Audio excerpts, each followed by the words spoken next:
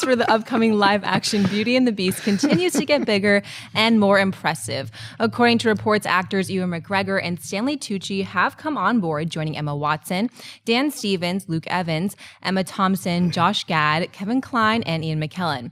McGregor is set to play Lumiere, the maître d' who is transformed into a talking candlestick. Tucci will play a new character, a grand piano named Cadenza, who is described as a neurotic maestro.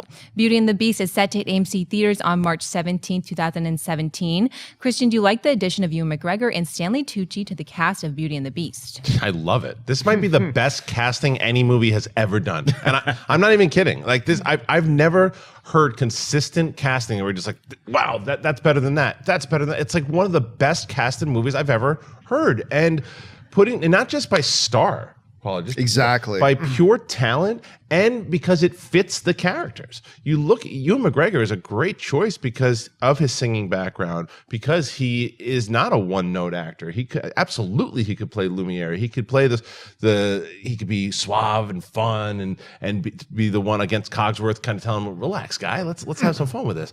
And then Stanley Tucci, yeah, put him in anything, man. Sure, I don't care. Like, he's great. You want to make him a new character? He's going to knock it out of the park. And I like the idea of a piano that's kind of is the one that starts the music. As the music starts, he's the guy who starts it off. So this is great. Bravo to the casting there. They really have nailed it. I have not had one bad thing to say about anyone cast so far. Yeah, no, I completely agree with you. This is great. And my one downside about this is that a fan about a week or two ago, after Ian McKellen was announced as Cogsworth, suggested Patrick Stewart as the mayor. And I was like, that would actually be pretty damn Probably cool. couldn't do the French accent. Oh yeah, Jean-Luc. That would have been really cool. But you're right. This is one of the best cast movies I can remember in ages. Now, not just in terms of star power, because we're going to talk about another movie coming up a little bit later here that's probably is going to wear that crown.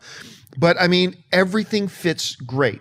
Every role we see in this fits great. And everybody seems to forget about Ewan McGregor in Moulin Rouge. Mm-hmm. Which I just think is a magnificent film. And he was actually really so surprisingly good in it.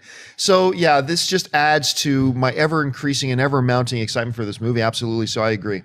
This makes X-Men Days of Future Past look like phone booth. You know, I mean, they just keep adding, but this movie still has 2 years before it comes out. And this cast is amazing. Ewan McGregor is going to knock this out of the park. I still think the best casting in Beauty and the Beast is Josh Gad as Gaston's buddy. That's such a great Lumiere, fit. But every one of them, it's like, and Christian, you're absolutely right. Stanley Tucci, anytime he's in anything, maybe minus Transformers 4, he adds something to the production. He did the best he could, though, in that movie. I mean, everybody's trying as best they can with something like this, with a product like this. It's amazing that all these stars they seem so ready to jump into the Disney live action universe. I mean, who would have thought that? And then you start to have, even with something as like Maleficent, it's like, that was, and Cinderella comes out, and Cinderella's great, and you can see how a lot of stars just kind of want to contribute and have their names associated with a brand that is as big as I think what Disney live action films are going to be. So it's another big win. And even with Maleficent and Alice in Wonderland, regardless, I mean, like I've been saying, they're 1 for 3 so far, but